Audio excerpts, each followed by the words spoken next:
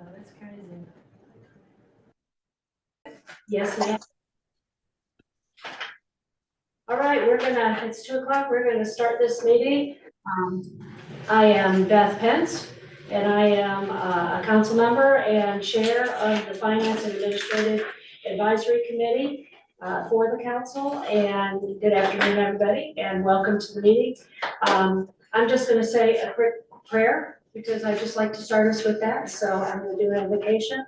So God, we just thank you, and we ask you to help us be fruitful during this meeting and to serve you. Amen. Amen. All right, and I am going to kick us off, but committee members, I would like each of you to take about a minute. I won't even take a minute, I think, to introduce yourself, especially because this is our first meeting as a committee. I am Beth Pence, and I have 30 years of HR experience as a director and manager. I have my master's in HR and administration, and I'm a small business owner for the last 10 years and am responsible for monthly and annual financials for my small business. So that's me. Who would like to go next on the committee? Yeah, there you go. Go Jim Curtis. I'm Jim Curtis. I lived in Sky Valley since 2011, and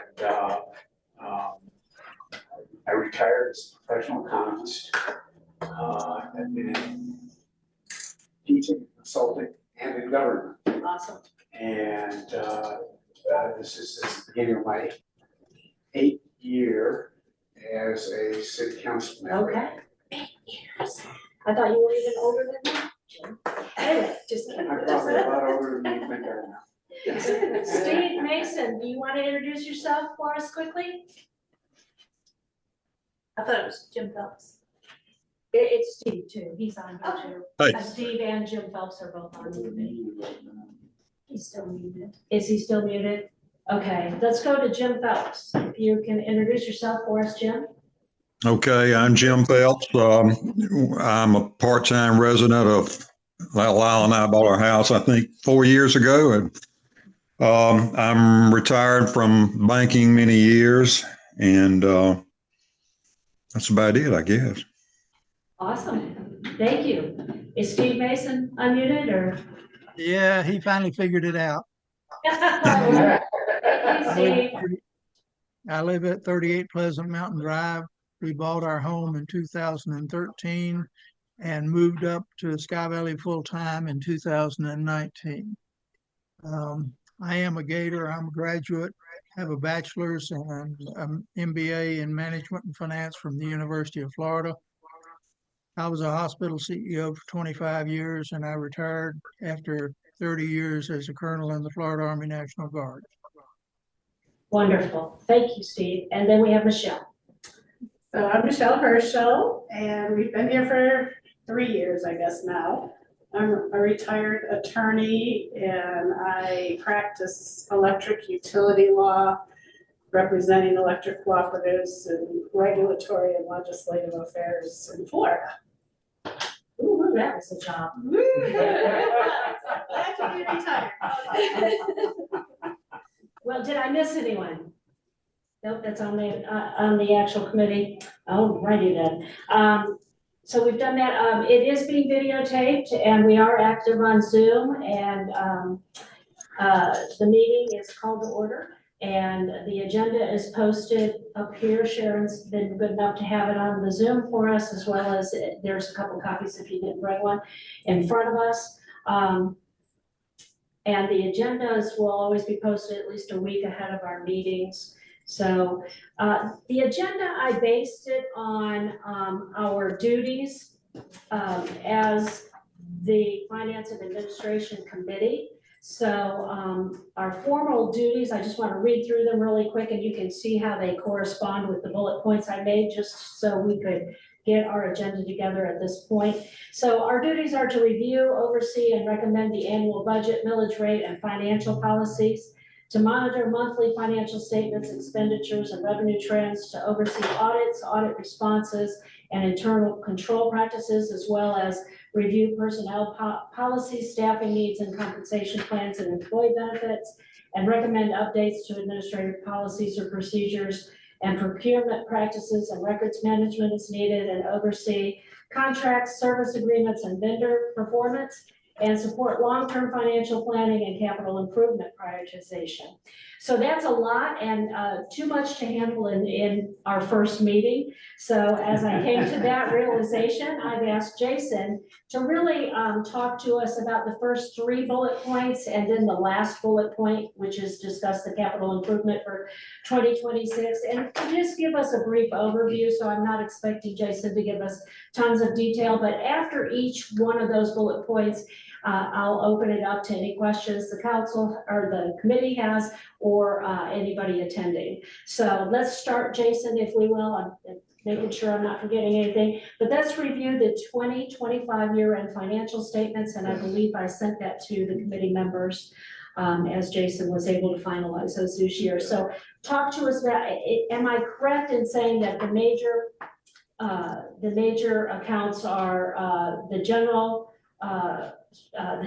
what do they call it? General fund, the T-SPLOS, the waste, and the water, right? Those 4 are our majors. And the water and the trash is actually referred to as the combined utility, sometimes referred to as enterprise fund.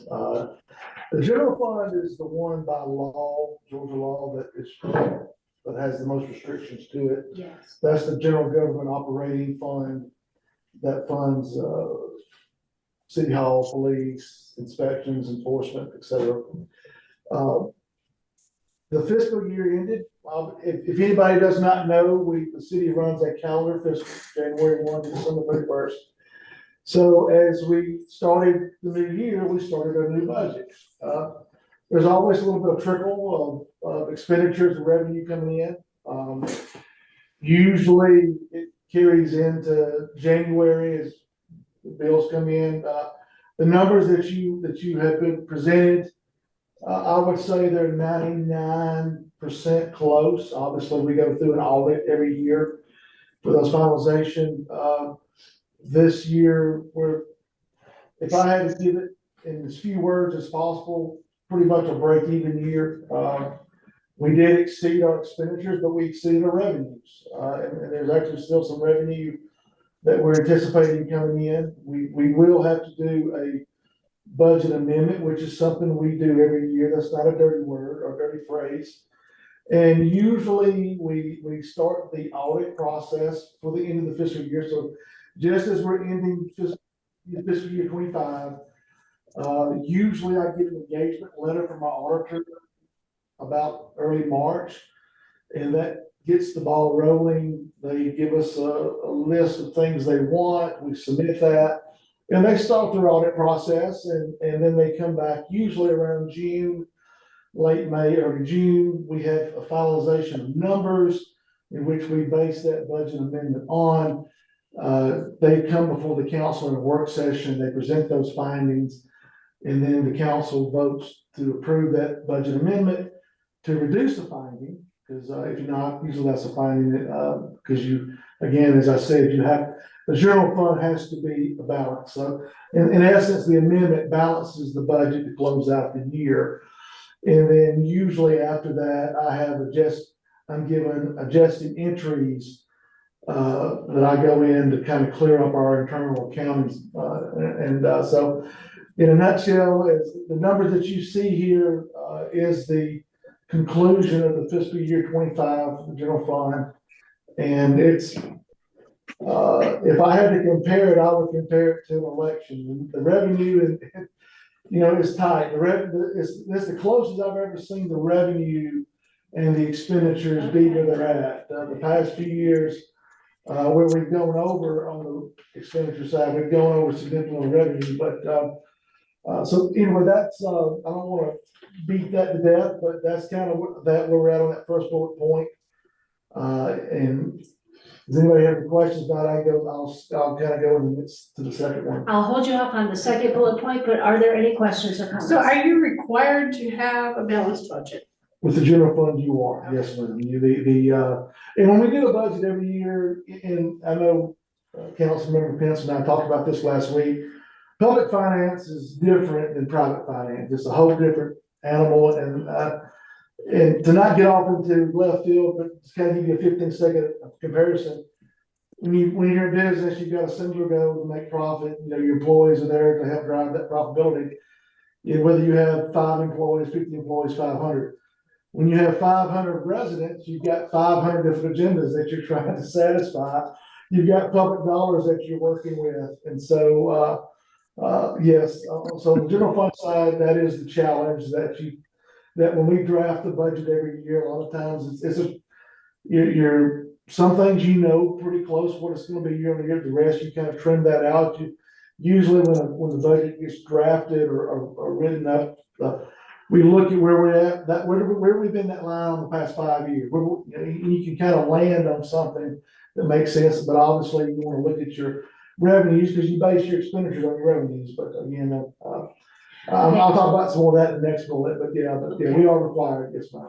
I'm going to hold off on any other comments and questions, but I'll come back to that because we do have a very special guest that we are honored to have with us today, and it is our state representative, Victor Anderson. Victor, welcome. Victor Anderson. Victor Anderson, he's the chairman of the Government Affairs Committee. And he is here to share with us about the property tax legislation at the state level. Good afternoon. Can you hear me? Yes, Yes. we can. Okay, good. Yeah, it's an honor to be here with you. We actually have governmental affairs subcommittees going on in a room next door. So I stepped out for a minute to call you guys, and I appreciate hearing what little bit of the meeting I heard there, discussion about a balanced budget from your general fund. Of course, we have to function that way in the state. It's constitutionally required. So that's an endeavor that everybody is required to do, and I appreciate the efforts you guys are making to that point.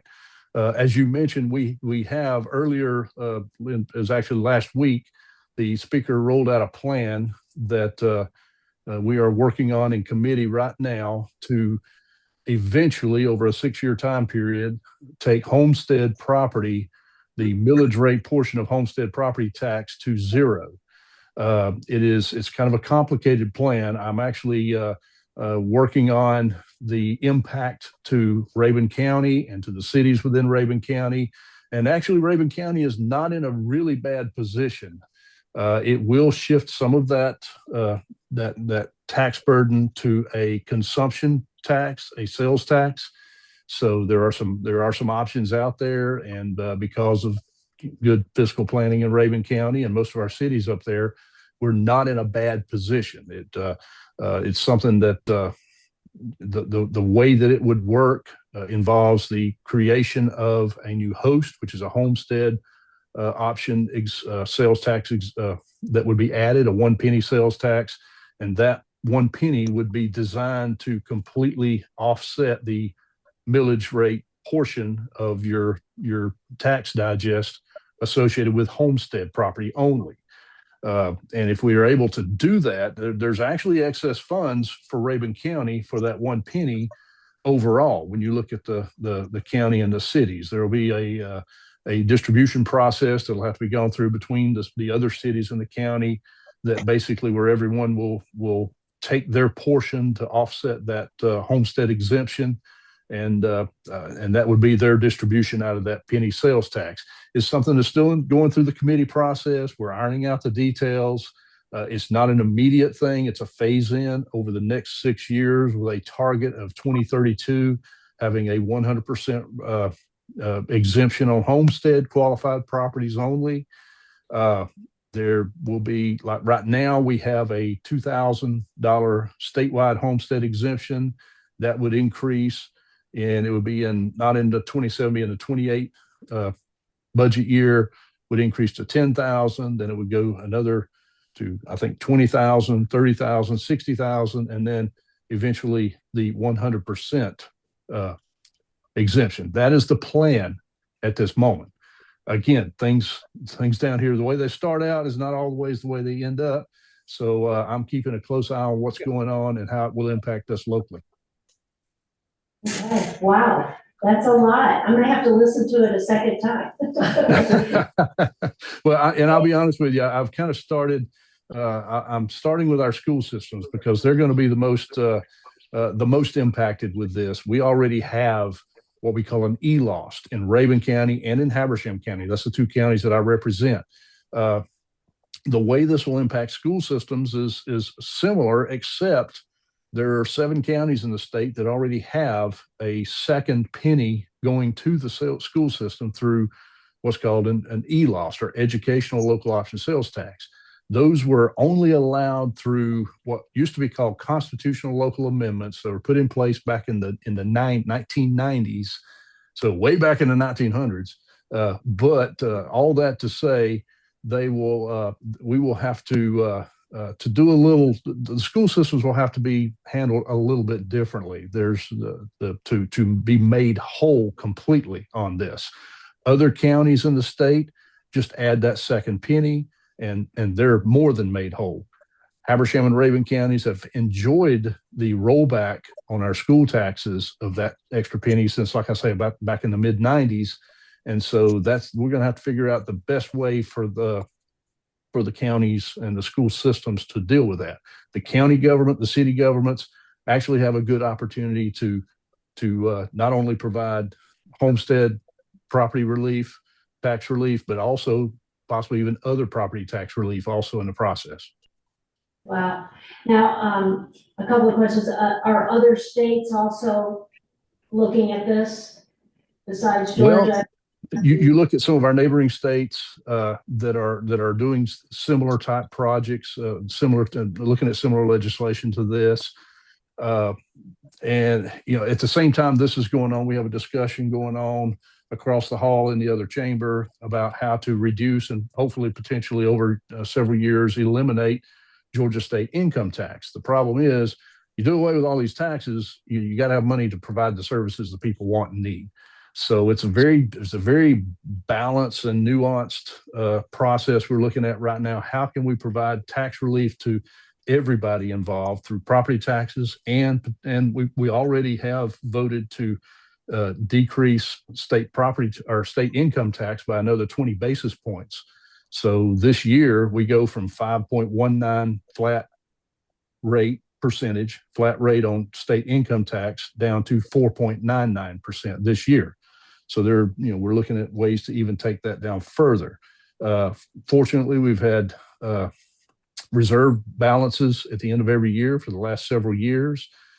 So basically, we've been collecting more taxes at a state level than we require to meet the needs and services we're meeting now. So it's an opportunity to give that money back to people in a couple of different forms. One of them is this property tax component that we're looking at. Super. Thank you so much for updating. Now, are you going to be going back into committee sessions after you leave us here?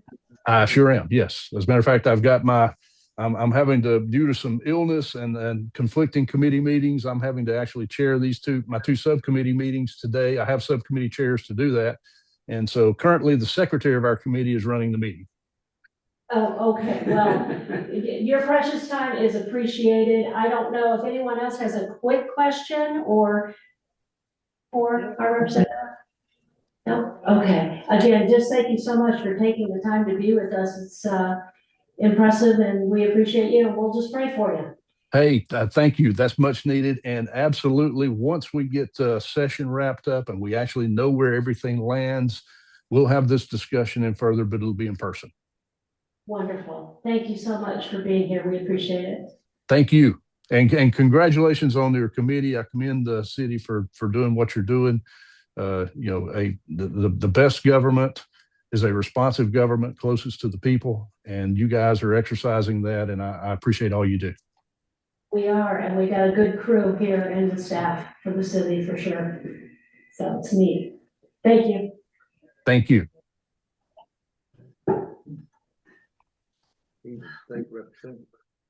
All right, so we were talking about the year-end financial statements. Thank you for your question, Michelle. Anyone else have any comments or questions, or do you want to just go ahead to your second bullet and then? I can't yet. I have one question about the year-end financial statements. This is Steve Mason. Yes, Steve.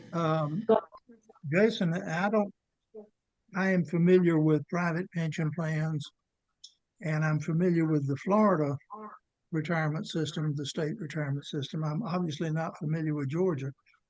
But on your balance sheet for the last 6 years, you have a net pension liability of $236,122.04. And on the asset side, you have deferred outflow pension related items of $122,786.32.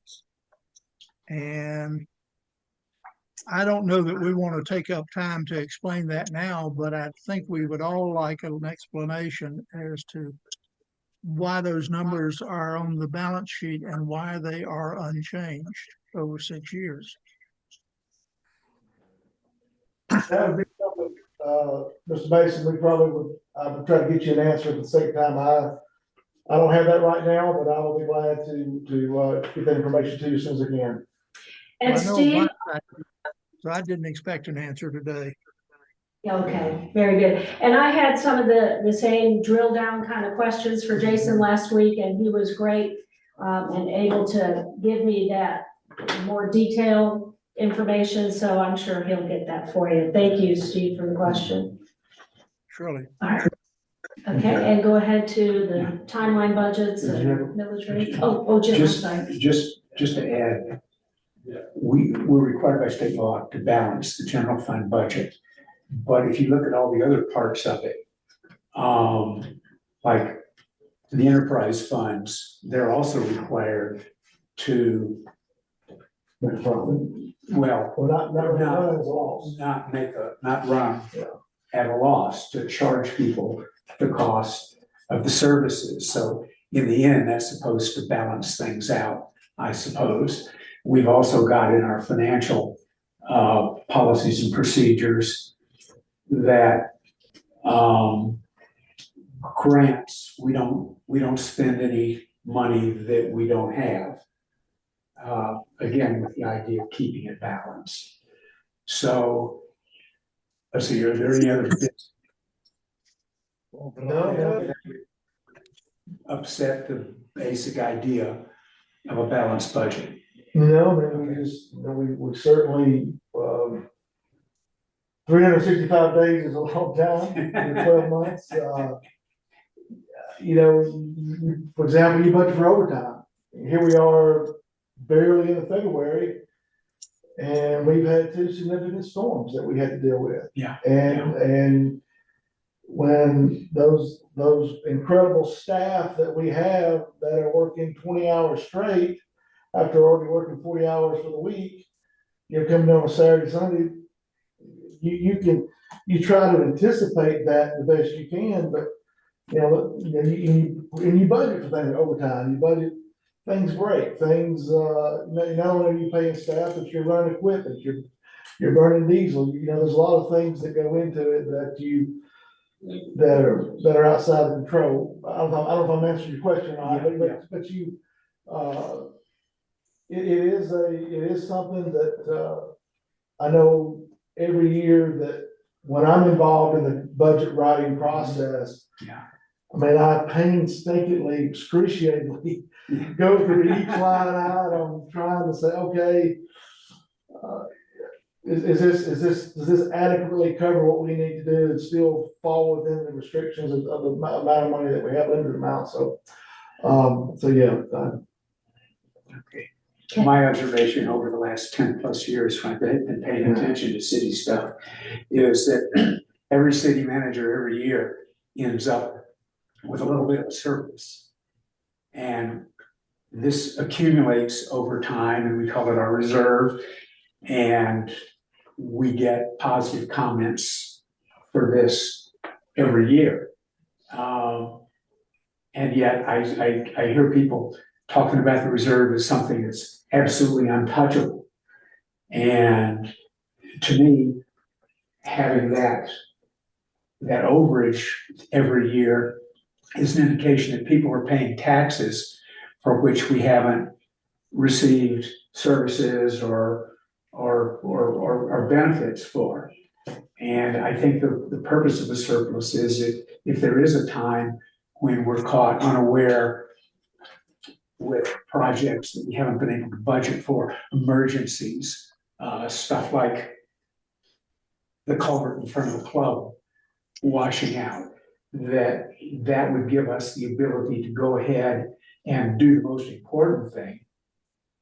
That is more important than balancing the budget, is that we get the things done that need to be done as soon as we can. So that's something for the council and the mayor to think about when we're looking at these things that may come up unexpectedly, and get with Jason, our city manager, and talk with you about using reserves when it's appropriate, that type of thing. Would that be fair? It would be, and, which is kind of the point of the, not to get off topic, but, you know, we talk about a planning retreat, you know, Yeah. typically things that we know that we're probably gonna see that if not dealt with, could become an Right. emergency, that's usually the time we talk about that, but, Our job is to look ahead and avoid those. Yep. yeah, but, Okay, good points, good points. Let's look at the timelines for the annual budget, and he did also, and I shared the 2026 budget and those rate and policies. yeah, they typically, you know, as we are now, as you know, we are in now the fiscal year 26 budget, very,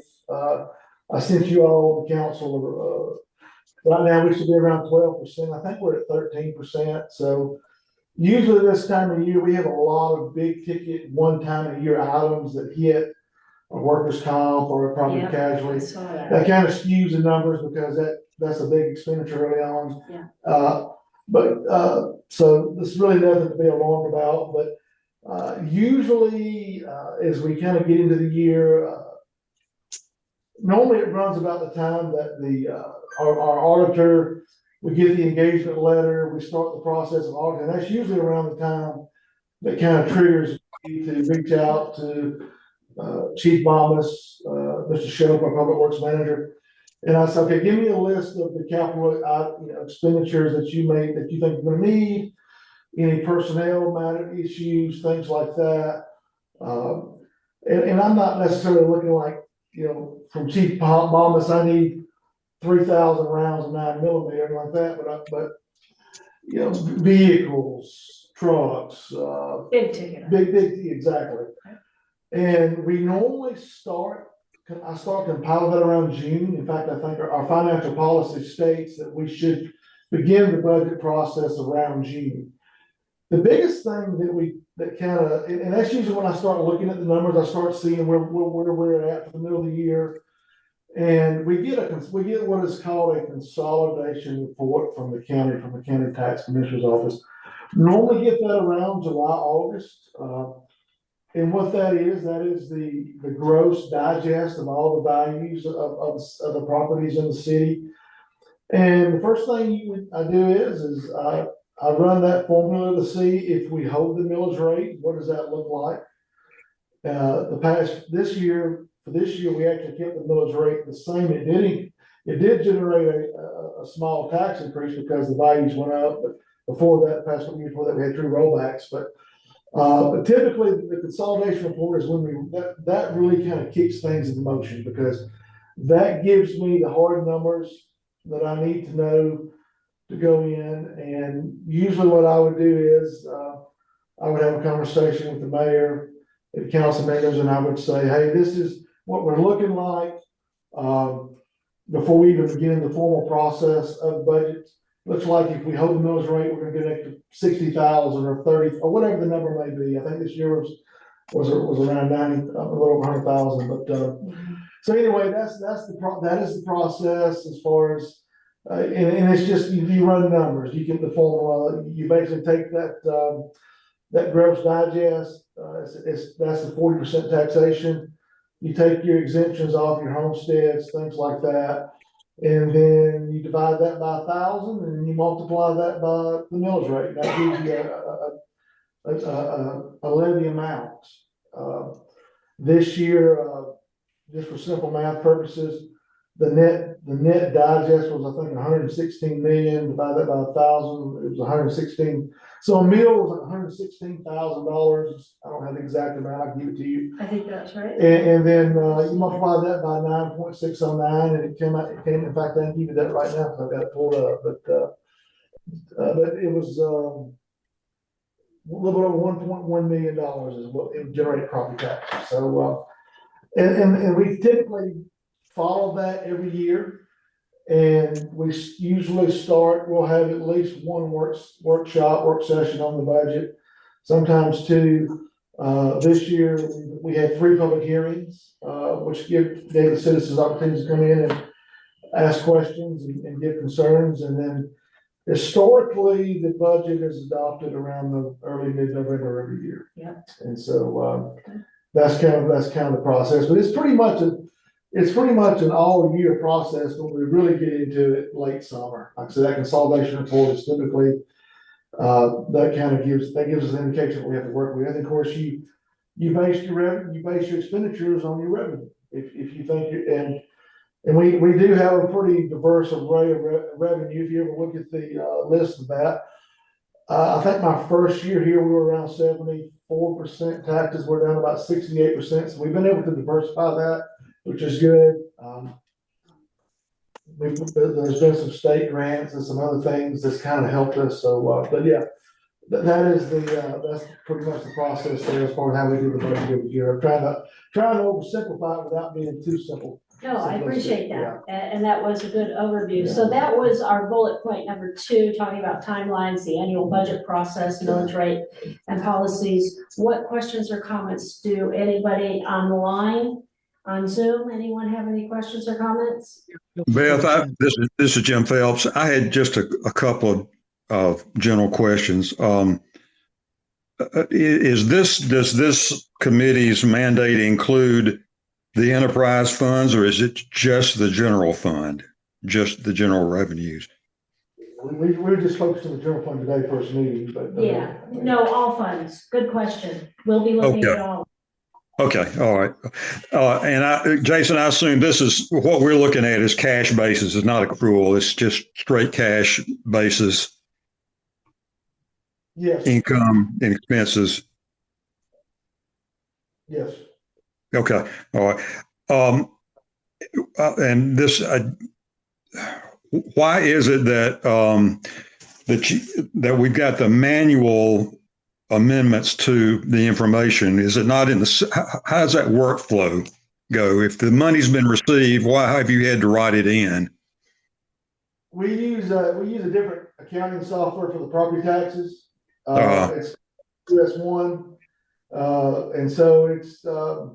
That goes in when I do my manual adjustment every year after the audit. But we use a separate accounting software called QS1 for property taxes.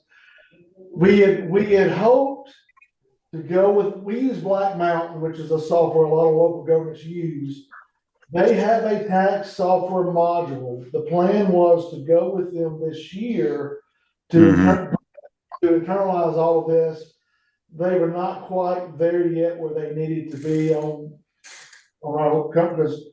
When it comes to property taxes, that's not something you want to mess around with. You want to make sure. So we had to make the very quick decision to go back to QS1, but that is the reason why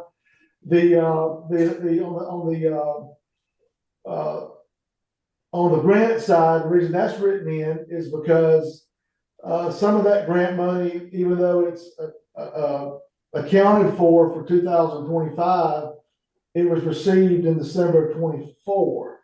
So it's again, when I do the adjusting entries, it all cleans itself up. But it's hopefully I'm answering that question without being too oversimplistic. But the biggest thing is we have a different accounting system that we do the taxes with, and Summer can provide me that number and I just write it in. But that is there's nothing. I don't think there's any thoughts of anything being nefarious or anything like that. But there's nothing. No. And let me make it clear, I wasn't inclined that. I was just curious. I didn't think you were, but I could definitely see why somebody would ask that question. But but that is the reason why, in a nutshell. Got it. And we talked. Go ahead. I was going to say that I asked him the same question, so it's a very good question, and I think it's a combination of funds that Yeah. come in late one year or early the next Yeah. year and having to make those adjustments. So Jason's trying to be good, and handwrite in some of that stuff, just so we know that he knows what he's doing and that it's out there. So great Sure. question. So And hopefully Yeah. Black Mountain will have their ducks in a row, as the saying goes, that we can go with them. And the benefit of that would be is when those funds come in, it automatically hits that line item, that catches that. So It would make your job a lot easier, would it not? it is a separate, set of, numbers, and Summer and Karen do a great job at that, helping with that. Yeah. And one more question. Is there, we talked about reserve funds. Is there a reserve fund, A line item? well, I don't see it. What I'm looking at is, as far as the cash, we've got the attachments per the bank records, but is there a reserve fund in addition to those? Ballpark around $900,000 in the general fund. Just, of course, it changes daily as money's constantly coming in, going out. I've had those conversations with our auditor, being a small city. And I've had this conversation with other people. The account is interest bearing. We don't have a separate savings account that we put that money in. But to tell you, right now, at any given, it's anywhere between about $900 to $1 million a year, depending upon what's coming in. Meaning that the money that's earmarked for expenditure versus what's in the bank account itself. I could run you a report, but again, it changes daily. It's almost like a plane ticket. Because money's constantly going out, but I would say, generalized funds, terms, we should have it on good fiscal policy. We should have about 3 months in reserves. We could run the government probably on about 7 to 8 months if we didn't take a dime in. So that's something when we do the audit every year, mixing, who we use, they typically notate that we are above where we need to be. And, what do they usually recommend? about 3 months. And so you figure, so you divide, we're probably a little over $100,000 a month to run the city government. There's 12 months. Our budget's actually more than 100,000, but our budget this year is about 1.6. So you just divide that out. But so then we could operate about easily 6 months or more if we did not take a dime in. Okay, so but there's not a capital improvement fund set aside, specifically, explicitly set aside. There's nothing else. Okay. Pardon? No, there's not. Okay, that was my question.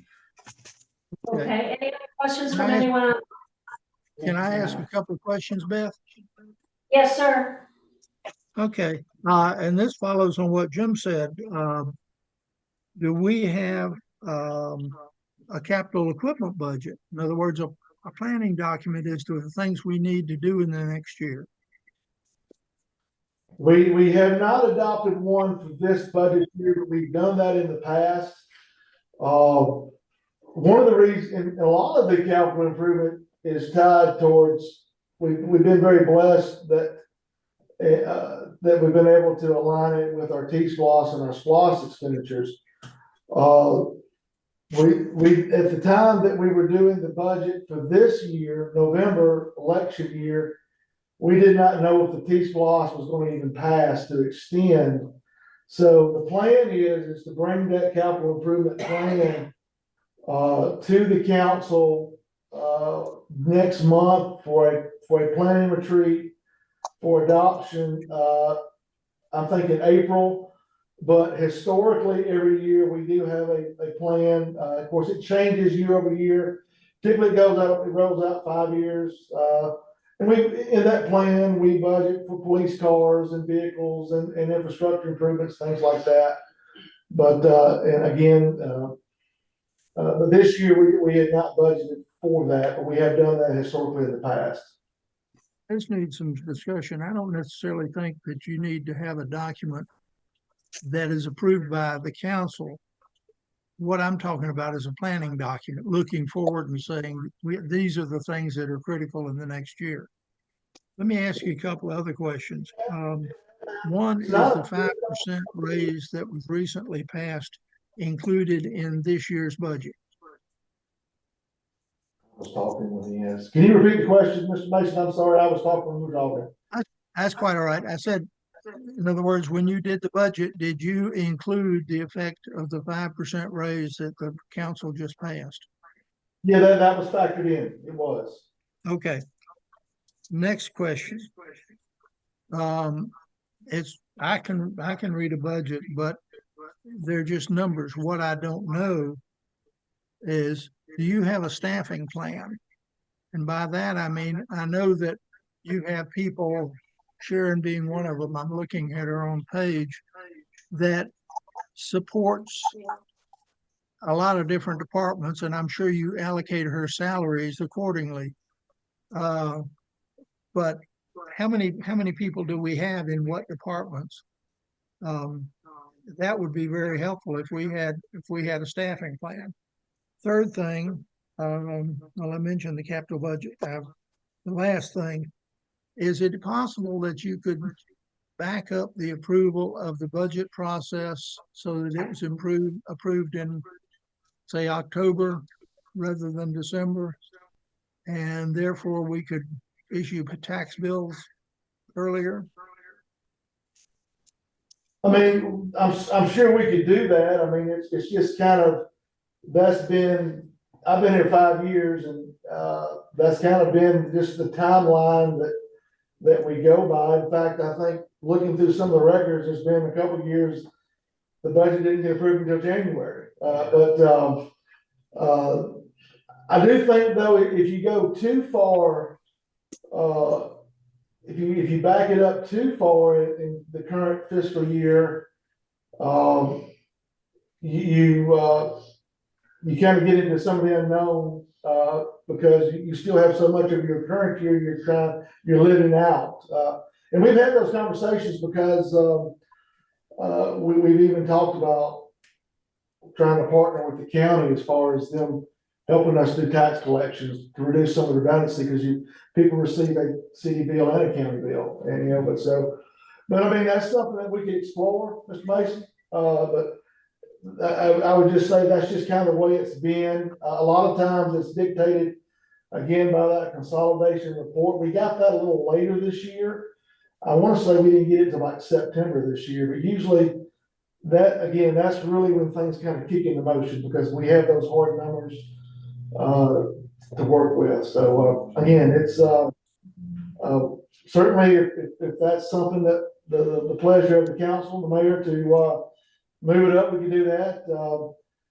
Typically, it's again, the tax bills do go out a little later this year, but it can be reviewed. Yeah, certainly. So the council, Benita, is planning on having us meet all 12 months. So I would imagine that would help the process some, that we will meet in December this year. Would that be correct, or? Well, historically, and I've got Councilor Member Curtis here, he can chime in if I say anything out of pocket, out of turn, but since I've been here, if there's no actionable items that need to be addressed, there have been months that we don't have council meetings. But certainly, if it's the pleasure of the council, the main council to have, we can do. But typically, by the time we get to December, the budget's already been passed. It's again, one year we actually passed it in October. But I'd say of the 5 budgets I've been involved with, I think 4 of the 5 were passed in November. Okay. Thank you for your questions. I know, Michelle, you had a question. Yeah, I wanted to ask about the reserve fund again. Is there a cap for how much money you can put in that reserve fund? No, not really. I mean, and the tricky thing with that is that you're not supposed to I don't want to say it's not a profit, but you're not supposed to generate more revenue than you spend. It should, in a perfect world, it should balance out, or the laws of Georgia it should, but historically, we've been able, as we almost say organically, or just through the course of the year, trying to watch expenditures, and sometimes we receive more revenue on things than we anticipate, which is always a good thing. But the money just kind of grows. I would like to say over good stewardship, but I know one year we took in like an extra 100,000 and we spent. I mean, that's it. But again, But there's nothing, no cap. I mean, if over the course of 20 years, just giving a baseline, I mean, obviously we could go out further than that, but if we were generating an extra $25,000 a year after the dust clears, then yeah, there's nothing that says that we've got to return that back or anything like that. I mean, I work with nonprofits, Yeah. and it, there's tax consequences if you go over a certain No, amount. we don't, Nothing like that. and we don't have to, and even like on the enterprise fund, I know we're not gonna talk about that today, but you can make a profit in the enterprise fund, and that's tax-free money. So that's we don't have to pay taxes on that or anything like that. So there's a benefit there. Okay, I just have one, really just a comment on the asterisk stuff that's written on here. In my previous life, we have our financials, and then we had a separate page that just listed the line item and why it was changed, just the changes, the line items that have been changed, a little blurb to say just what you're putting here. And it would just be a separate page that you can just look at quickly. It was quickly done. I mean, yeah. No, I get it. It was very informal, and it was intentional to be that way. I mean, but I can create it however formal you want it, but those were just little quick snippet notes about what's going on. Yeah, I mean, I would just go to that page every time, because those are your changes are really what you want to look at and why you're making the changes. And then it's an easy thing to reference back. Yeah, or if something looks glaring or is glaring, to Just put it an in that An summary. explanation on it. Yeah. It's called a something summary, Yeah. narrative summary, Budget narrative. budget narrative. Yeah, it might be very helpful to I consider. can do that in an Excel spreadsheet. I don't know if Black Mountain allows that. I mean, I could always just create a Word I mean, it was doc, so. very simple. It was Yeah. just, I mean, it was one page bullet points, yeah. Yeah. We certainly, again, it was just, I was trying to put something together in the first meeting that. No, I understand. I was- understand Yeah. Okay. Hey, Steve, Yeah, if you're, can you help me understand what your concern is about, getting the tax bill a little earlier? well, for one thing, just cash flows. What?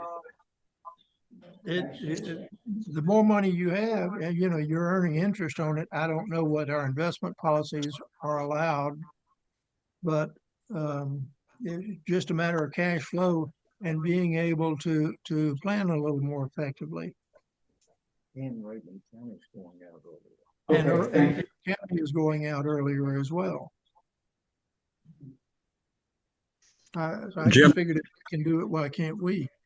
Jim Curtis is Jim Phelps. Along those lines, in the little town we live in South Georgia, we get a consolidated bill from the county tax commissioner, before the end of the calendar year, that reflects both city taxes and county taxes. And it's so easy for the taxpayers to pay one bill. And like Steve says, you get your money quicker, and it's just it seems to me to be a more efficient operation overall. Now, I don't know what the county charges the city to do that. I don't know any of that, but just on the face of it, it makes perfect sense to me. We've had conversations with the county about trying to do the taxes for us. Again, I understand about one bill versus two, because we do get people that they get the nasty mail. Hey, I got a bill from y'all. What's going on? I paid my taxes. No, sir, you paid your county taxes. It's your city tax.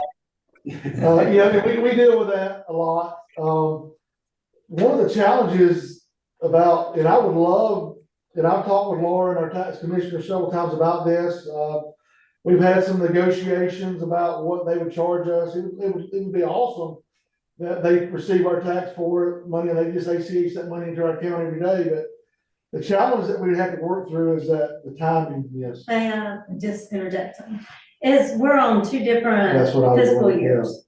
So, and that's the reason we Yeah. get on the same fiscal year, they can do that, and that would simplify everything, but just because we're on the two different accounting. Karen, the funds, no, that's not good, I know. I mean, that's good that she, because, we've got good staff and they understand that, but Karen is right, that has been the challenge of trying to figure out how we can do that. And typically, what Lauren has said to us is that even though we're on different, we're January, December, they're July 1 to June 30th. Even though if we could, because when that consolidation report goes out, if we could move our taxes up earlier, I'm sure it could be done. It's just, we just haven't really put the effort into it beyond a few conversations. But that may be something to look at. If we could, that would definitely require us adopting that budget probably August, September time frame to do that. But And changing the charter. yeah, so yeah, we would have to, but yeah, it's certainly doable. It's just, again, it's like starting these conversations, the first step in a marathon. Mhm. If it's something that the will of the council do, we could, again, and Lawrence, they would love it because they would generate, at one time, I think they were wanting 1.5% of our digest. I'd thrown out 0.75%, but we never settled on anything. Again, we were trying to get beyond that timing issue. But again, I think from an efficiency standpoint, it would be great if they did our taxes for us. That would alleviate some of the software costs, the billing that we have. And I would love for them to every day log into the bank account and see how much money they've ACH to us. But we're not there yet. Okay. We can move on to the next bullet point, but are there any other questions or comments? Yes, Okay, but I'll reserve future time. Oh, okay. Okay, thank you, sir. So the discussion regarding the internal audits. So it's my understanding Nixon and Nixon is the firm that we use, and we're looking at the June timeframe. So explain that to us. So usually around, again, about March, Jolie Mixon is who we've used since I've been here. I get an engagement letter. And normally what I do is I would have the conversation with Mayor Holly, now to Mayor Benita. We got this engagement letter, we would sign it. That kind of gets the wheels in motion. They give us a list of, and Karen can certainly attest, we get a list of everything in the world they want. Some things I provide, some things Karen, some things Summer provides. We upload that to their system. They have and then she starts compiling that. Usually she'll come up, spend a day with us, sometimes more than one day. And through the course of about a 2-month process, March, April, May, they'll get a draft. They'll send it to us. Usually I'll send that to the council, get a chance to look at it, any concerns, make sure there's no surprises, anything coming down the pipeline. And then once, if there's any findings that are potential findings, if it's something that we can address at the staff level, we do that now. Sometimes it's just a question or two. For example, one of the findings that we typically have gotten over the years is the separation of, you got one person writing the check, one person reconciling the bank accounts, et cetera. We're a small staff, somebody's got to do both. So, it's, hopefully we can get to the point one day where we can hire a financial officer that's devoted to doing that, to kind of help with that. But right now it's between myself, Summer, and Karen as far as handling that. But typically any questions, anything that might be a potential concern, if it's something we can answer at the staff level, we do that then. And then usually late May, early June, Ms. Nixon has gotten the audit to us. We put her on the agenda for a work session. she comes forward, she goes through the audit. That's not adopted by the council, it's just presented. But those numbers that she presents to us is what we base the amendment on, every year. And typically, that's just a resolution. We advertise that and that's presented. And the council votes to amend that, and that's presented back to her. If we did not balance the amendment, that would be a finding, because we would be non-compliant. And once that amendment is done, that is added to the audit that she sends to the state, and then usually the state looks at it. And usually a month or two later, July, August, I get a letter from the state saying that we're good to go. And we just put it in a file until next year. So, Thank you. Yes, question, Michelle. So do we have a policy that says that we look at these outside CPA firms every 3 years to rebid it, or? To my knowledge, there's nothing, we don't have any policy like that, did Karen? No, that was a suggestion every 5 years, but, Yeah. I mean, it's not I so mean, easy. that's something certainly, I mean, I think that, I'm not gonna say there's a level of comfort there, but I do get that, it's good to change up, I know we've used mixing since I've been here, but, if that's something that, if that's something that, the council wants to do, we could certainly put that out to a proposal and. Now, they do other city, I mean, they're familiar, they specialize. They do, yeah, they're very, well, they do taxes, they CPA work as well, but yeah, one of their specialties is local governments. Most of your bigger firms have a Yeah. specialty, just for And, smaller government, or municipalities or whatever cities, yeah. And on a side note, from a customer service standpoint, and having worked with auditors in the past, if there's ever a compliance question throughout the year, she's very good about answering that, where some people are like, well, you've already paid me for the year, I'll have to bill you for that. She doesn't bill us for that. I just out of transparency, but, again, yeah, we've used them, but we don't have any policy that says that we do this every year, every 3 years or 5 years, but, I think, So do we just get, like say their rates went up, so they just send us a letter saying for the next year, our rates are gonna go up 10%? yeah, I mean, and it did go up a little bit this year. I think it went up maybe $900 or something. I'd have to pull those numbers to tell you, but, usually the audit's about 9,000 a year, Karen, that sound right? I think it 9,000? went up to 10. The I think 10, it yeah, went from okay. 85 to 10. Okay, well, maybe it was more than 900, but yeah, it's certainly within, I've had conversations with other auditing firms, like, because they'll reach out to me, hey, we're a firm, do this.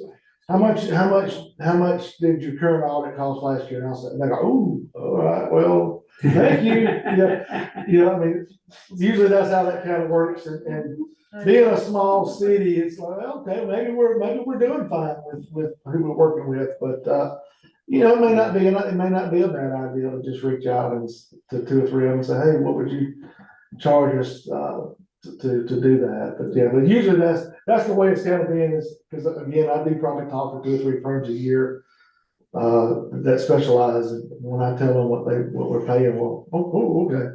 Yeah. Okay, good questions. Any other comments or questions about the audit process? Okay, like I mentioned at the top of the meeting, the personnel processes, administrative practices, the next 3 bullet points, and discussing vendor agreements and performance reviews. I'm going to gather some more information for our committee members and look at that a little bit more deeper. I'll meet with Karen Fleming, who is always in charge of all that stuff. And so Karen is willing to speak with us at a next meeting to go through that and maybe stay on financial, unless you have a specific question. I do. Okay, and that will be good, so we can answer I it. just have, on the personnel stuff, do you have, job descriptions for each employee? We do, we have job descriptions for my position, Karen's position, Summers, for Sharon's, public works director, water coordinator, police chief, police officer. On the public works side, I think it's, Drivers and something else. so we've got approximately 20 employees. We have, 9 in public works. I think the question was asked, I want to answer that. Actually, we have 8 and a half. We have 8 full-time, 1 part-time in public works. We have a police chief, 5 officers on the police side, and then we have Jim Piper, who is our official code enforcement guy. And then we have 4 here in City Hall. So I think that's 20 employees that we have, and we do have descriptions on all those. And I'm used to policies. So do you have a policy that says that you review those job descriptions annually? No, Or anything like that? Because, people's jobs change Yeah. over time, and if they haven't been looked at for several years, it may be time to look at it. And they're not consistent, I noticed too, they're, in different formats, so that might be something that we can recommend or look at with Karen. And what we And when I first got here, we didn't have descriptions. It's also good for things like the Americans with Disabilities Act and things like that, you have to be able to lift 10 pounds. Well, that Karen actually pointed that out one day, that we probably need to add some of those things, because there are some jobs that there is a physical component. If somebody got hurt, I didn't know I was gonna have to lift 50 pounds or whatever, Right. so, and I wanna give Karen credit for that, because that is something that we are aware of that. So as we're having these conversations and this committee progresses, that's certainly, Yeah. and there's other things in personnel policy that I do feel like need to be addressed, but I know we'll get there eventually, but, And the nice thing to know is there's people like Michelle and I out there, Jim, you too, and others I'm probably overlooking that are here today at this meeting, but we have experience with that. So, we can sit with you and we can talk about it. We can look at ADA requirements on every single one. There's things we can, and formalize an actual format for that, which is pretty easy to do. So with our experience, we're willing to step in there and help as well. Just to get those up to speed, or what have you, you guys are busy day to day for sure, so, let us help when we can, so good question. Anything else around that, that anybody thought of? As Michelle. Yes, sir, go ahead. Are we under a state pension plan, or is this actually just a city pension plan? Karen kind of handles that more than I do. So I'm sorry, Steve, what was, Pension. and I did get that because we had that conversation the other day, and I did get some information on that. And I mean, you can look, I can scan that to you if you want to take a look. But pension plan is through GMA, and it's not through the state, and Georgia Municipal Association, and so, and I've got like all the details. I'll be glad to scan that. That is something that is reviewed. I think it's every 2 years by the council, and how that comes up with the monthly amount that's been in. It takes on who we have employed now that could be vested, because they're vested after 5 years. So they take in consideration the employees, current employees, and the retirees, and that's how they come up with. They got a formula how that they come up with a monthly amount that we pay, and that is what that Jason uses for the budget, because it is a set amount that that we pay each month. That I'll be glad to scan that to you, that information, or to all the members. Let's do that. And I can just bring you up to speed. That'd be great. The reason I was asking the question is because if we have an unfunded pension liability, we ought to develop a plan to fund it on behalf of the employees. But they're taking that in consideration, the current employees. Yeah. they look at current and past that's already retired. And then they compute all of that. They have a formula that they use to come up with. So what we're paying in monthly is the projection for who was going to be retiring, after the possibility of retiring after 5 years. And who that we've already, the retirees we're already paying out to. So they have a formula. So it is paying ahead and paying currently to the recipients that they do have a formula for that. Yeah. Good question. Great. One Okay, question, and I'll let you go. Go ahead. Under general administration, there's a line item for, it's 523.9910. It's called Granicus monitoring. And I had to look that up. That's what we're monitoring, the people that are renting their houses and the taxes that we're collecting. Now, he has $12,000 budgeted for that. And I don't know how much taxes we collect, but we passed that law in 24, I think. And we're not doing anything with it. We had no expense this year. And so what's happening with that? And why aren't we monitoring it? We do use Granicus, and it's around $12,000 a year for that. That's an online, they basically scrape the internet, Airbnb verbos, that in real time, they're constantly looking for people who are renting. If you ever go to Verbo Airbnb, it's very strategic and how the photos are, and you generalize ideas. But the effectiveness and value they bring is they can actually, through whatever technology they use, they can determine what the address is. They send these people letters saying, hey, it looks like you're renting your house out. You need to get a license. $12,000, I guess the break even be 40 SDR license at $300 a pop. I think we've got about 80. I don't know, Sharon, we have about 80 right now. So we are taking more revenue than we expend on that. But that grant is the short-term rental monitoring. Again, they do everything from they handle calls, they help us with our compliance. So that's what that's going for. That money's going towards. Okay. Question for, Okay, we got another question from Jim Curtis. it has to do with the GMA retirement program, and it's been a long time since I've looked at that. But my question is, a lot of the public works guys aren't making a whole lot of money.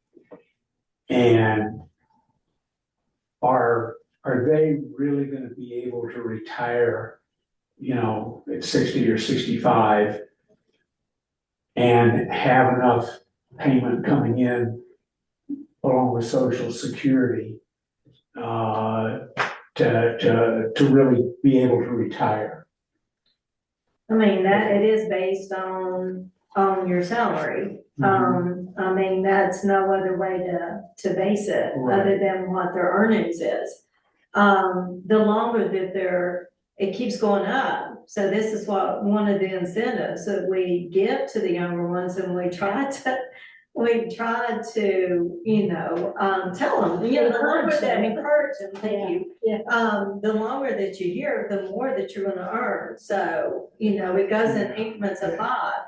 And so when we try to tell them long-term, you're only doing yourself a huge favor by, staying with the city and of course, and it's based on the last 5 years of your earnings. So, if they work their way up and, get to where they're only going to increase their earnings, but then they could also, increase their position.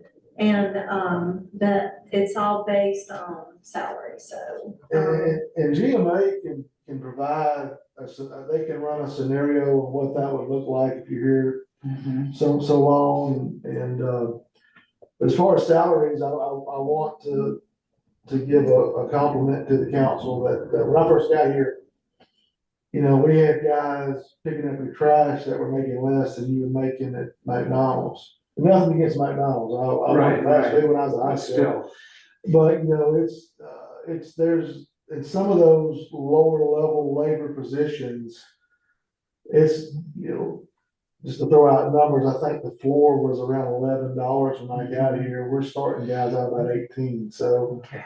You know, that's a commitment to be competitive, and I think that's one of the reasons maybe why we don't have a lot of turnover, but is we are, as Karen said, not echo what Karen said, but yeah, it does go to their salary and longevity, because of course, retirement, you know, a lot of times there's other factors too. I mean, you don't know how they spend their money and what their lifestyle and expenditures are, but you can, I can go in and I can see if I retired here, you know, what I would be getting monthly. They can go and see that if they need to. Yeah. And we do have some young people, and we have some folks that I think want to stay here, and we encourage that, so. Okay, Well, Jim, I don't think it's a responsibility of the city to make sure these people are retiring in a comfortable position. That's really back on them. It's a tool that the city offers. I mean, they've got to make their decisions of how they invest and what they spend. So, I mean, it's just a tool that we offer, same with Social Security. I mean, so it's really not incumbent on the city to answer your question, are these guys gonna retire comfortably? It's really gotta be on them. Yeah, there's always some underlying assumptions of Yeah. responsible spending and so on. but their current salaries, incomes and things are computed in that pension summary, in that pension equation. Oh, Yeah. definitely. And they, And projected for them. and they do send out annually, they'll send out the, Yeah. this is what, that you're potentially gonna earn, you know, if you are vested in with the city, you know, what your earnings will be, so they send that out, a projection, just so, you know. Who's the pension carrier or provider? GMA. Well, it's through GMA. Yeah, but oh, you they- said GMA, that's right. Yeah, So it's, I'm just thinking ahead of looking at that statement, and it's always some other name on the top of those statements. Gotcha. But I think it's just directly through GMA. I don't think they outsource it. Same thing. They do it internally. Okay, interesting. Do retirees get health insurance benefits? Mm-mm. Okay. I mean, we'll be glad to add that, you know, if the Oh, no, council no, so approves. I- But let me just throw out what the city of Tacoma just passed. That's a great But question. the city of Tacoma just passed, when they retire, they get a whole, year salary as that is part of their retirement plan. They get one time, and this is just what they earn in their last salary, their last year's earnings of their employment, they cut them a check for that amount.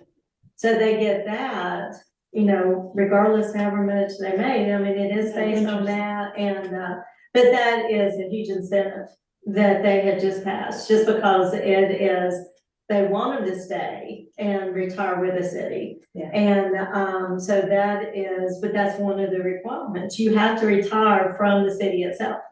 And so this thing would be invested with them. I mean, because after 5 years, there's some people that's their goal, is to just work 5 years and then they're ready to go The on. young people. But they want to keep them and they want them to retire with them, so, and I thought that was a really good incentive. It is a retention incentive, Yeah. for sure, Yes, more and yes. more You have to think of those municipalities. things now. Yeah, have you to do, look for you it. do. But our employees are so great, they're gonna stay forever.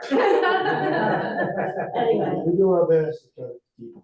Have we ever thought of moving to a 401k style plan for our employees? Is it We a offer- 503C, I think is what it's called? 457. Oh, yeah. We offer it, it is, just 100%. employee invested, because the city doesn't. But we can take that and we've offered it. Nobody participates in it. But we have offered it, and then they go and they invest it, for them. The So they can go. portability of that is always an incentive to me. Oh, Even if you don't stay, at least you're taking money with you. Well, when and you that do is what leave. we had somebody to come up and, he done his little spiel on the importance of it all, and, we just didn't have any takers. We had, I know that Sharon and myself, we outsource, we go to another source that does that for us, but, so I don't wanna just put myself in that category too, we're just like, but yeah, it was. Well, if it was nobody- matched, it might be a different. Yeah, Yeah. it was. But that's Yeah. true. What some of the not-for-profits are doing Yes. is, so they have pension plans plus 401ks. What they're doing now is doing less on the pension side. Yeah. So we can go through GMA through that, so less there, more on the 401k, get a match. Yes. Because these younger kids, Yeah. that's what they want. They don't care about a 30-year pension plan Exactly. anymore. And if you wanna, and maybe we don't have that problem here, and maybe we don't need that, but it's something really to consider. And I'm sorry to. No, Bring it I think, up. Michelle, I think you're gonna see that there are very few organizations that offer a pension and a 401k. Absolutely, I agree. Extremely few. I agree, I So, worked, but I worked. you're gonna have one or the other, and I don't think the city can support both of those, and I'd be anxious to see if Toccoa makes them stay 20 years before they get that year salary. There's gotta be some kind of service time. I mean, I can't start Oh, I'm Toccoa sure and there then say I'm is. done. Yeah, they're But not I'm gonna saying be for 1 year. 401 program is a good, because you're right, more people are familiar with it than the pension, and I imagine you have to be, it's full vesting at 5, no partial vesting as you get, it's gonna be 5 or nothing, right? Exactly. So, the 401 program, either B, C, whatever one we have here in the city, may be a better option to migrate to. You have to sunset your pension plan. Or maybe it could be some, it could be a Hybrid. hybrid of it. Yeah, Or it could be an option for certain employees wanna take one or the other. I mean, it's just something, Well, and it was it's just less like expensive for the city. Yes. well, it's just with them being able to, without a charge, having someone to go and invest their funds for them. yes. And it's not a charge, and that is because what other place can you do that without them, doing some kind of charge on the back end? Yeah. But yeah, all of the 457, so there is no charge whatsoever, so, they just want to see the money up front. And that's what they're thinking about, and I can understand if they, it's hard, like with young families and everything else, Yeah. but, Yeah, and then you change your pension, like Chris Pence was saying, you can change your pension to, you gotta be here 20 years to get the pension. You've got some vesting rules that are Yeah, in they place, have you the can't vesting, change but those. I'm just saying. I mean, you have to go through, Well, or you they would change your pension. grandfather those in, right, if you had any new folks coming. yeah. I experienced that when I was hired at a major well, I corporation. think the best part is like in their charter, but like with Toccoa, with them doing an annual salary, I'm sure that there's other criteria that had to be met. They have to be vested plus, so. Good point. Great discussion, y'all. Great discussion. Okay, we are at an hour 20, so I'm gonna start wrapping up here.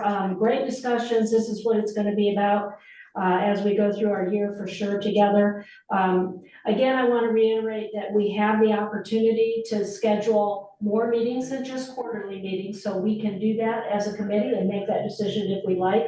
At this point, I can share with you that our next meeting is May 20th, and the committee has these dates, but it is May 20th is our next scheduled meeting. 2 o'clock? And it will be at 2 o'clock. I'm keeping them all at 2 o'clock. I think the last one's at 11 in November. I have at 11 o'clock. Again, I'm accommodating other committees having meetings and the staff here. The building's being used for other meetings or judicial things as well. So that's why I landed at the 2 o'clock for us and trying to keep that consistent. But, May 26th. May 20th. Wednesday. And what day of the week is that? Is that a Wednesday. It is Wednesday, okay.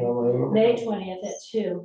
I want to say a couple of things, and then I'll open the floor up for any other additional comments or what have you to wrap us up. But I do want to thank Benita for getting our state representative here, and having Victor Anderson speak to us. That was wonderful, and I appreciate the finger that you have on the pulse with the state, and how legislative information and changes can impact little Sky Valley. So I just wanted to tell you, I appreciate that you do that for us and keep that finger on that pulse for us. I want to thank everyone for sticking to 5 minutes or less as you spoke. That's always important. And thank you for your questions and your comments. Jason, thank you for preparing and continuing to answer our questions. I know we'll have a lot more. I think I primed the pump with you with asking such direct questions last week with you. I was just fired. Oh, yeah. It worked out well. He was ready. He was ready for me. I'm just gonna say, he was ready for me. He answered my questions and can do some drill downs when and if we want those. So I hope I'm not forgetting anything, but are there any other questions or comments before we decide to wrap up? Yes, it's Mike, online. Okay. Mike online, do you have a question? Thank you. Sorry, were you calling someone's name or are you just opening it in general? Mike had a question first, and then we. Yeah, that's fine. Sorry. Oh, no worries. Is he unmuted? No. Okay. I thought he typed it in. You might have typed it. Oh, he might have typed it in, so maybe we can. There we go. Well, while she's looking at that, Carla, go ahead with your question. Oh, yeah, he did. He just. Yeah, sorry. Briggs and I plan to listen to the meeting together today. He fortunately for him, got a chance to golf, and I'm on the beach, so I didn't mind listening to this long meeting, and I learned a lot. So our questions were, what happens if the city has a large unanticipated, unbudgeted expense? For instance, legal fees. I know we're all hoping that, nothing occurs like that, but if it were to happen, how would we finance that? And how would we pay our obligations that might be court ordered, whether it be this year, unlikely in future years? We had questions about the reserves, and it sounds like we're not really allowed to have a lot of reserves. And if that's an incorrect, something incorrect I got out of this meeting, then please correct me. I have been taking notes for him to review later. Also, do we have a plan? I know we've talked about needing the sewer assessment or an assessment for whatever needs Sky Valley has as regarded to water, et cetera. Is there money in this year's budget to pay for such an assessment? And if not, where would we get the money from? Those were our 2 pressing questions. I'm going to have Benita address your latter question first, and then Jason, I'll have you talk about the reserves and, what happens for unbudgeted fees. Go ahead. About the 17th we have. We have the work session on the 17th that will discuss almost all things septic to sewer. And Jason and I are in the process of planning our speakers and agenda for that, and the notice should go out today for that, correct? Yeah. And it would have gone out earlier, except that our city clerk has been ailing, and we're glad to have her back. And so, yeah, that will be coming up, and I will let Jason address the rest of the questions. All of the fees so far that have come out through the process of this sewer has been being paid through the water fund. With the understanding that is reimbursable. Obviously, we keep track of that, we keep tabs of that. But that's where that's being paid. That has been paid so far. There's other funding sources that we could look at if we need to. For example, SPLOST. There's money set aside for infrastructure that would be a qualified expenditure. But that's typically, that's where those fees have been paid so far, so any needs assessment, any kind of assessment, whatever that we would be looking to do, it could be paid through those optional funding sources, again, the water or the SPOS, because, if there was ever a sewer system that ever came to fruition, it would be, I guess, it would, you know, it would be part of that combined utility. It would just be probably a unified, because you know, you would have sewer costs, water costs, trash costs out of that. So that's why it's coming out of that, because that would be where it eventually come out, you know, if that happens. So hopefully that answers your question. As Yeah, far as unexpected expenditures, legal fees, depending upon the gravity of the situation, more than likely, our insurance would probably be involved with that. That covers, we pay for that, to cover that. And then just, being a small city, you just you try to do what you can to minimize risk, and we have a safety officer, we have we do things, we have internal audit measures, we have all of these things that we try to do daily to try to minimize that. But again, most of I think insurance would come into play, if there's something traumatic or significant. And then on the, surplus or any kind of fund balance savings on the general fund, I don't think there's a cap. I'm not aware of any cap. It's just, it's not intended to make money, but organically, if you do, that's how that money's accrued over the years, is that we've been able to, as the dust clears every year on the budget, I guess, you know, if we've taken in more than we spent. And that's what that budget amendment does. It allows that to be kept, you know, Does the city have sovereign immunity? That, you know, you can only be sued for a certain amount of money because you're a governmental entity? I would probably reserve that for our city attorney to answer that Yeah, question. just ask the question. Yeah, but that's a good question. State of Georgia has it. Yeah, so, I would probably let Mr. Kidd answer that. Just to clarify that, and to tell you where Briggs and I are coming from, he operated an accounting firm. Well, I operated it. He produced the income. We had an accounting firm that roughly produced nearly double the cities of Sky Valley's annual budget on an annual basis. And his primary business was in litigation. And I believe when I asked a question regarding this in an earlier city council meeting, I think it was with the old council, with the city attorney, he seemed to indicate that you had errors and omissions insurance. He did not seem to think that you had insurance that covered, you know, liability. And I'm not speaking of, you know, if the police do something or a city employee does something. I'm speaking of actions taken by the city government. For instance, you know, regarding zoning, etc. It would be interesting to know if we had sovereign immunity. I doubt it, only because the city we live in Florida right now is going through an extreme legal situation regarding to zoning or their ordinances they enacted, which has produced $1 million in legal fees so far. And whatever insurance they had has been exhausted. So that's where we're coming from, is what would we do? You know, we don't want to end up living in a bankrupt city because of something that happens, and become part of unincorporated Raven County. And I'm quite sure nobody who lives in Sky Valley wants that. So that's where our concern comes from. Okay, we have a couple questions based on what you shared with us, Carla, that we need to ask, so we will do that. And I'll mark it that that's something we can report back on. So thank you for your question.